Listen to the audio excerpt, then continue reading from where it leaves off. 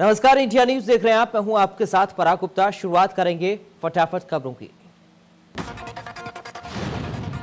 मुख्यमंत्री योगी आदित्यनाथ मंगलवार को बुंदेलखंड के दौरे पर रहेंगे। वे यहां झांसी से पूरे बुंदेलखंड में 10,131 करोड़ की योजनाओं का शुभारंभ करेंगे। योजना का नाम हर घर नल का जल है। परियोजना की शिलान्यास सीएम योगी आदित्यनाथ झांसी में करेंगे। इस दौरान महोबा की लगभग 15 करोड़ रुपए की लागत की 3 पेयजल परियोजनाओं का भी शिलान्यास होगा। कार्यक्रम के दौरान मुख्यमंत्री ग्रामीणों से संवाद कर सरकार की ओर से संचालित योजनाओं के संबंध में फीडबैक भी प्राप्त करेंगे।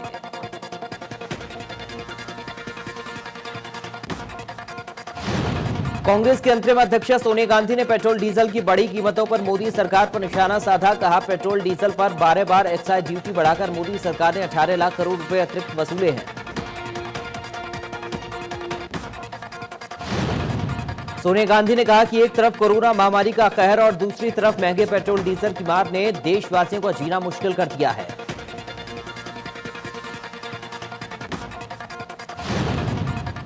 भारतीय वायुसेना को राफेल लड़ाकू विमान की पहली खेप 27 जुलाई को मिलेगी। बताया जा रहा है कि 4 से 6 राफेल विमान अंबाला एयरबेस पर पहुंच जाएंगे।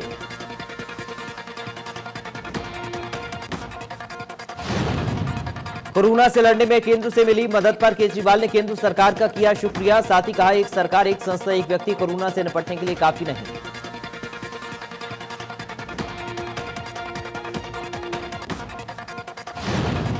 चाइना विवाद पर राहुल गांधी के रुख को लेकर उमा भारती की सलाह। राहुल गांधी को जवाहरलाल नेहरू का इतिहास देकर चीन का चरित्र समझना चाहिए और ऐसे समय बीजेपी के साथ नहीं, देश के साथ रहना चाहिए।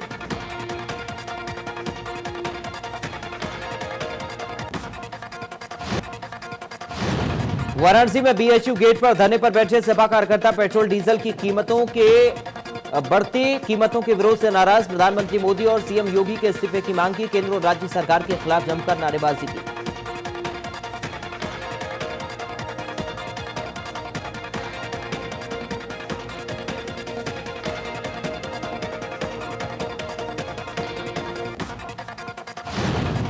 महोबा में खनन नीति के दिशा निर्देशों को ताक पर रखकर किया जा रहा खनन। छत्तीसगढ़ घाट में एलएनटी मशीनों के सहारे निकाली जा रही बालू। एलएनटी की गाइडलाइन को नहीं मान रहे खनन माफिया।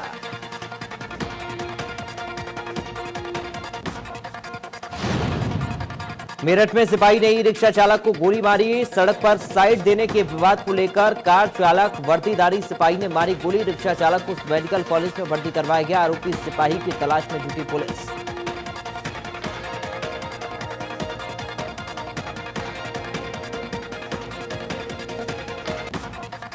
कानपुर के विदनू में छेड़छाड़ से परेशान होकर छात्रा के सुसाइड करने का मामला। पुलिस मुठभेड़ में घायल हुआ अभियुक्त।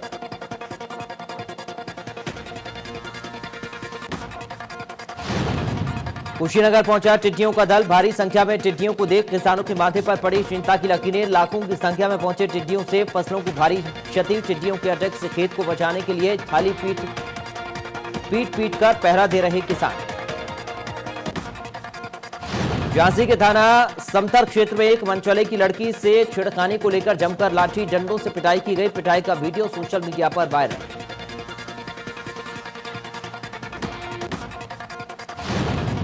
बागपत में 50,000 के इनामी रहे कुख्यात परमवीर तुंगाना की मौत। दिल्ली के एक अस्पताल में इलाज के दौरान हुई। बागपत में बढ़ी गैंगवार की आशंका।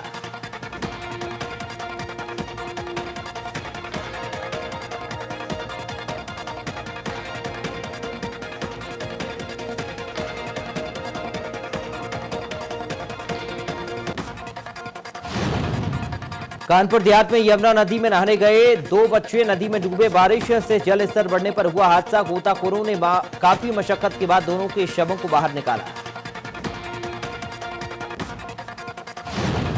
उन्नाव में भी टिड्डी दल ने किया अटैक। टिड्डियों ने कई बीघा फसल को किया क्षतिग्रस्त। उन्नाव में किसान हुए परेशान।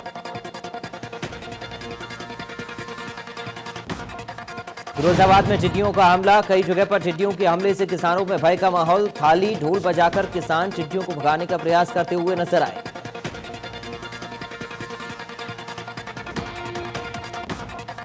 वाराणसी में कोरोना का कहर जारी। एक साथ फिर सामने आए 24 मरीज। वाराणसी में कुल मरीजों की संख्या 475। जिले में एक्टिव कोरोना मरीजों की संख्या 184।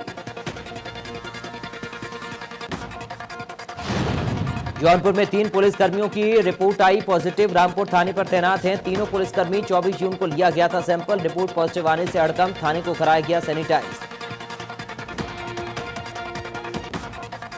बुलंदशहर के गेतपुर शेखपुर में घर से निकली 6 वर्षीय मासूम बच्ची का शव गांव के बाहर एक खेत में पड़ा मिला। मृतक मासूम की मां का आरोप है कि उसके बेटे यानी कि मृतका के भाई ने पहले बच्ची की हत्या की और फिर शव को खेत में फेंककर फरार हो गया।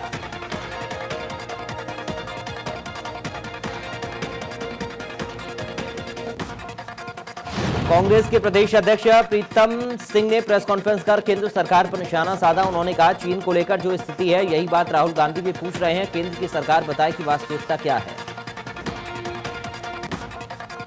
कांग्रेस के प्रदेश अध्यक्ष ने कहा कि चीन की कंपनी के माध्यम से पीएम फंड में फंड आया है। इसके लिए प्रधानमंत्री जनता को बताएं किस कंपनी से उन्होंने फंड लिया है। मुख्यमंत्री त्रिवेंद्र सिंह रावत की अध्यक्षता में सचिवालय देहरादून में राज्य वन्यजीव बोर्ड की 15वीं बैठक हुई। बैठक में वन मंत्री डॉक्टर हर्ष सिंह रावत भी मौजूद रहे। इस दौरान विभिन्न विषयों पर चर्चा हुई।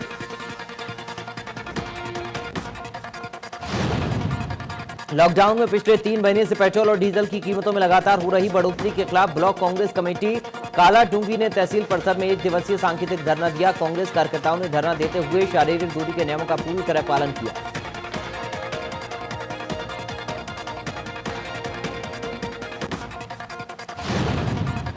उत्तराखंड की राजनीति में एक अजब सा वाकया हुआ जिसमें एक विधायक ने अपना नाम चेंज किया है। दरअसल बीजेपी के झबरेड़ा विधायक देशराज कर्णवाल ने अपना नाम के साथ चमार साहब शब्द को जोड़ा है।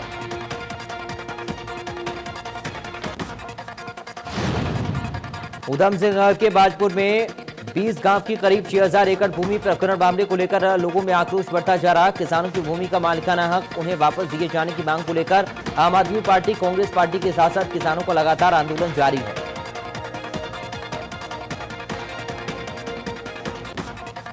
पूर्व सीएम हरीश रावत और 20 अन्य कांग्रेसी नेताओं के खिलाफ आपदा प्रबंधन अधिनियम धारा 51 और आईपीसी सेक्शन 188 के तहत मुकदमा दर्ज हुआ। हरीश रावत ने महंगाई के विरोध में बैलगाड़ी पर प्रदर्शन किया था। प्रशासन ने कोविड-19 के नियमों का पालन नहीं करने और सोशल डिस्टेंसिंग फॉलो नहीं करने के आधार पर पूर्व सीएम के खिलाफ दर्ज किया मुकदमा।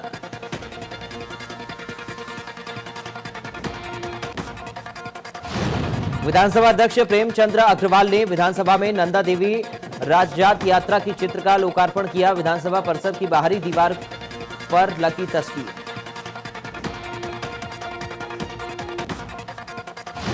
राज्य में सोमवार को 32 नए कोरोना पॉजिटिव केस सामने आए। कुल पॉजिटिव केस की संख्या 2823 पहुंच गए। कुल एक्टिव केस 749 हो गए। ठीक होकर घर जाने वाले मरीज 2018 तक पहुंचे।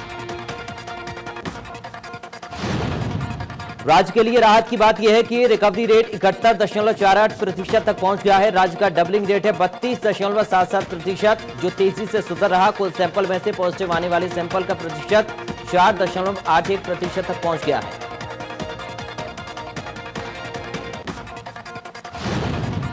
पहाड़ों में बारिश की शुरुआत होते ही नदियों का जल स्तर बढ़ने लगा। साथ ही नदियों से जो पेयजल सप्लाई वाटर फिल्टर प्लांट की होती है उसमें सिल्ट का आना शुरू हो गया है।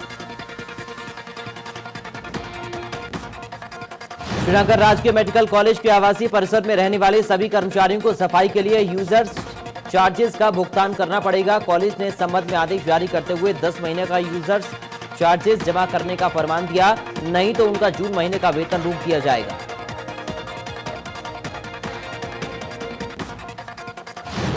डीजल पेट्रोल की बढ़ती महंगाई को लेकर हल्द्वानी में कांग्रेस का प्रदर्शन। ब्लॉक के बाहर धरना प्रदर्शन का राष्ट्रपति को सौंपा ज्ञापन। सरकार को बताया हर मोर्चे पर फेल।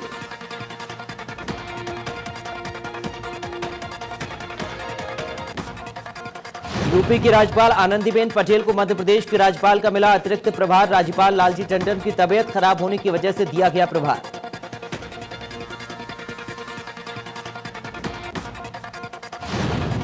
यूपी में कोरोना संक्रमितों की संख्या में लगातार इजाफा हो रहा है। 24 घंटे में प्रदेश में कोरोना के 685 नए मामले सामने आए। राज्य में कोरोना संक्रमितों की संख्या 22,800 के पार। राज्य में अब तक कोरोना से 672 लोगों की जान गई। कोरोना मरीजों की संख्या 22,000 के पार पहुंची।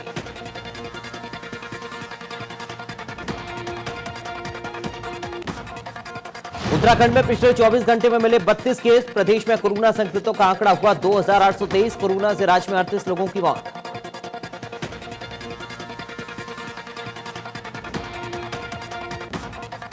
शामली में कोरोना के 5 नए मरीज सामने आए। जिले में कोरोना से एक व्यक्ति की मौत हो गई। जिले में एक्टिव मरीजों की संख्या 42। कासगंज में कोरोना के 24 नए मरीज। सभी मरीजों को अस्पताल में कराया गया भर्ती। जिले में कोरोना मरीजों की संख्या 67। जिले में एक्टिव मरीजों की संख्या 32। मुरादाबाद में कोरोना की 9 नए केस। इसी के साथ जिले में कोरोना मरीजों की संख्या 434 हो गई। कोरोना से अब तक 20 लोगों की मौत।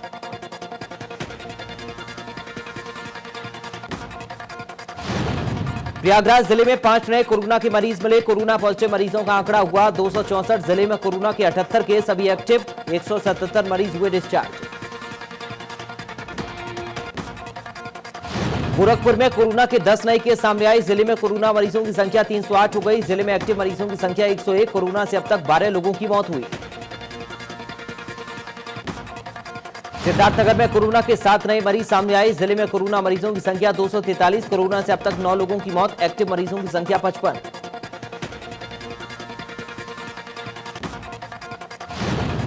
झांसी में फूटा कोरोना बम। 21 नए मामले सामने आने से मचा हड़कंप। कोरोना मरीजों की संख्या हुई 169। एक्टिव मरीजों की संख्या हुई 85। झांसी में अब तक 16 मरीजों की मौत।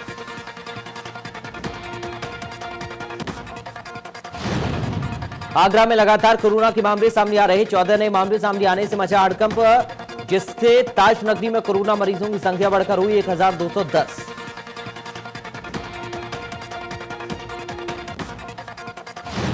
देश में कोरोना का कहर जारी। 24 घंटे में कोरोना के 19,000 से ज्यादा मामले सामने आए। देश में कोरोना संक्रमितों की संख्या 5,49,000 के पार पहुंची। पिछले 24 घंटे में कोरोना से 384 लोगों की मौत हुई। कोरोना से अब तक 16,487 लोगों की मौत हो गई। देश में एक्टिव मरीजों की संख्या 2,10,880 के पार।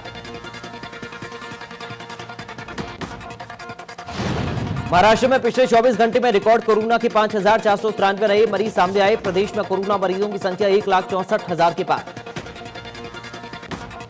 महाराष्ट्र में एक्टिव कोरोना मरीजों की संख्या 70,000 के पार हो गई। कोरोना से अब तक 7,429 से ज्यादा लोगों की मौत हुई। दिल्ली में पिछले 24 घंटे में कोरोना मरीजों की संख्या 2,889 हो गई। इसके साथ ही दिल्ली में कोरोना मरीजों की संख्या 83,000 के पार हो चुकी है। तमिलनाडु में कोरोना मरीजों का आंकड़ा 82,200 के पार हो गया। 45,000 से ज्यादा लोग ठीक हो चुके। 24 घंटे में 3,940 नए केस सामने आए। गुजरात में पिछले 24 घंटे में कोरोना वायरस के 624 नए मामले। राज्य में कोरोना से अब तक 31,300 से ज्यादा लोग संक्रमित।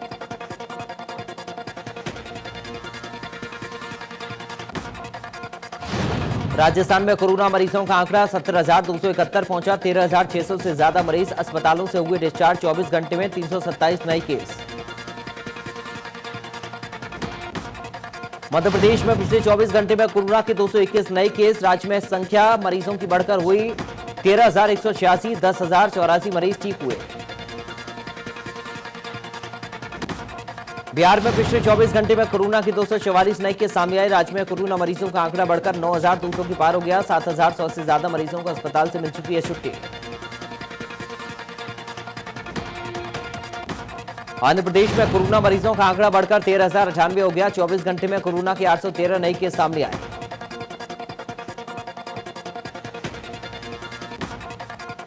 कोरोना वायरस का कहर पश्चिम बंगाल में भी जारी। राज्य में कोरोना मरीजों की संख्या 17,283 हो गई। 24 घंटे में कोरोना की 572 नए केस। कर्नाटक में कोरोना मरीजों की संख्या बढ़कर 13,190 हो गई। 7,509 मरीज ठीक होकर घर जा चुके। 24 घंटे में 1,267 नए केस सामने आए। पंजाब में कोरोना मरीजों की संख्या बढ़कर 5,216 हो गई। कोरोना से 3,526 मरीज ठीक हुए। मरने वालों का आंकड़ा 133 तक पहुंचा। तेलंगाना में अब तक कोरोना वायरस से 14,400 से ज्यादा लोग संक्रमित। 24 घंटे में कोरोना के 983 से ज्यादा नए केस सामने आए। 5,170 से ज्यादा मरीजों को अस्पताल से मिली छुट्टी।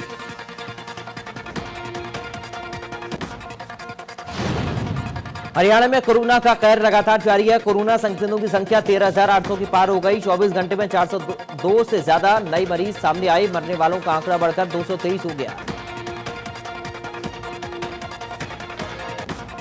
जम्मू और कश्मीर में अब तक कोरोना वायरस से 7,090 से ज्यादा लोग संक्रमित हो चुके। 24 घंटे में कोरोना के 120 से ज्यादा नए केस, जबकि 4,316 से ज्यादा मरीजों को अस्पताल से मिली छुट्टी।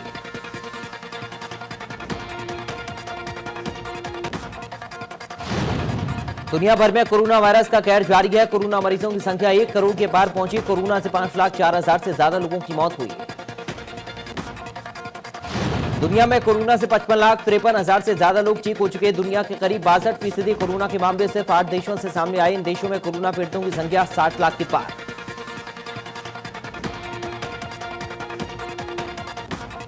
कोरोना का कहर सबसे ज्यादा अमेरिका में देखने को मिल रहा। कोरोना संक्रमितों का आंकड़ा 26,37,000 के पार पहुंचा। अब तक 1,28,000 से ज्यादा लोगों की मौत हुई। ब्राजील में कोरोना से संक्रमित मरीजों की संख्या 13,45,000 के पार। देश में कोरोना के 7 लाख से ज्यादा लोग ठीक हो चुके हैं। ब्राजील के बाद रूस में कोरोना का कहर सबसे ज्यादा देखने को मिल रहा है। पिछले 24 घंटे में 6,800 से ज्यादा नए केस सामने आए। कुल संक्रमितों का आंकड़ा 6,34,000 के पार। पेरू में कोरोना का कोराम जारी। मरने वालों का आंकड़ा 9,300 के पार। संक्रमितों की संख्या 2,79,000 के पार।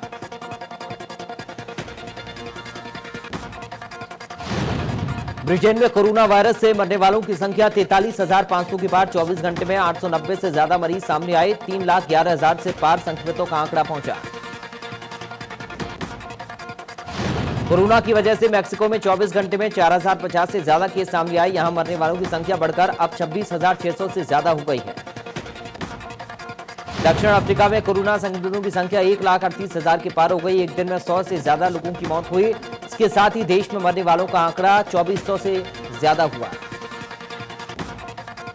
चीन में एक बार फिर से कोरोना वायरस का कहर शुरू हो गया। चीन में बीते 24 घंटे के दौरान कोरोना वायरस के 12 नए मामले सामने आए।